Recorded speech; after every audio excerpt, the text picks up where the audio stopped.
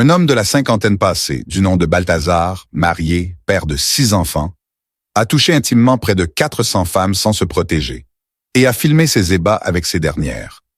Malheureusement, toutes les vidéos se sont retrouvées sur la place publique.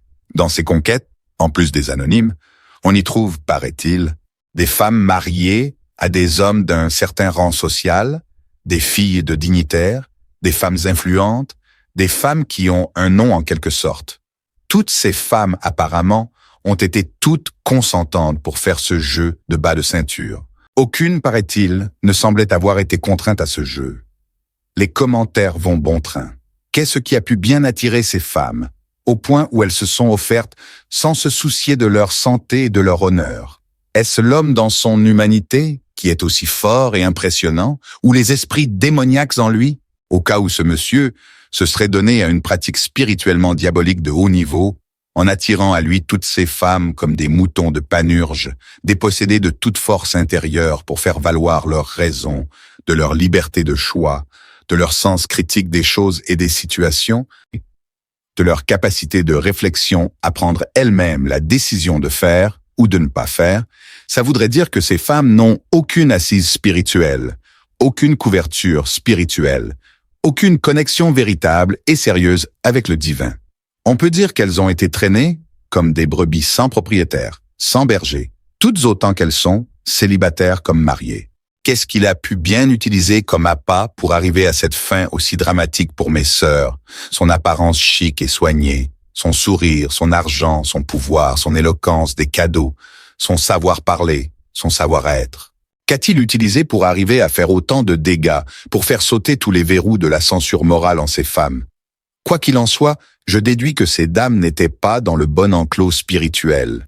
Tout ceci nous révèle l'importance de rechercher et d'avoir une vie en Dieu, de demeurer dans sa présence pour ne pas être une marionnette qui répond au plaisir d'un dominateur, d'un pervers, d'un esprit démoniaque personnifié. Les femmes mariées se défendront d'avoir voulu chercher un peu de bonheur, de plaisir, un peu de détente parce qu'en souffrance dans des foyers difficiles avec des hommes bruts.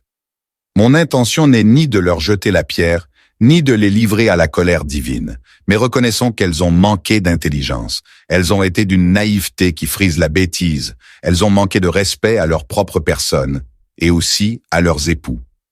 Ce Balthazar ne leur a donné aucun amour, aucune tendresse, il les a juste animalisées, chosifiées. Les femmes mariées doivent arrêter impérativement de s'adonner aux petits jeux de séduction. Une femme mariée n'a pas le droit de jouer au chat et à la souris avec des hommes, des dragueurs, parce que à tous les coups, c'est elle qui sera la souris et elle sera mangée. Retenons une chose pour toute la vie, dans une relation d'adultère, la femme en sort toujours plus perdante que l'homme, sur le plan familial, sur le plan émotionnel, sur le plan spirituel et dans la société. L'infidélité n'est pas une option, l'infidélité n'est pas une solution envisageable pour se calmer de quelque douleur que ce soit, quand on se reconnaît comme une femme de valeur, une femme de foi, une femme vertueuse. Jésus a dit, « Nous sommes dans le monde, mais nous ne sommes pas du monde. » À vouloir faire les choses du monde, on se fait avaler par les rapaces du monde. Femme, quelle que soit ton intelligence, ta beauté, ton niveau intellectuel, les hommes du monde te voient comme du gibier. Si tu traînes en leur compagnie, tu seras chassé et mangé goulûment et moqué. La vie d'adultère est un faux refuge pour toute femme mariée. Dieu est le seul refuge dont on ne peut jamais avoir honte. Sur Dieu, femme mariée, tu peux décharger tes peines, tes souffrances, tes frustrations. Tu peux lui faire part de tout ce que ton homme est que tu n'apprécies pas. Il te consolera, il te relèvera et te communiquera sa joie. Par ta patience, tes prières, ta maison s'enracinera davantage en lui et aucune tempête ne pourra l'emporter. Dans sa présence, aucune tentation n'aura raison de toi.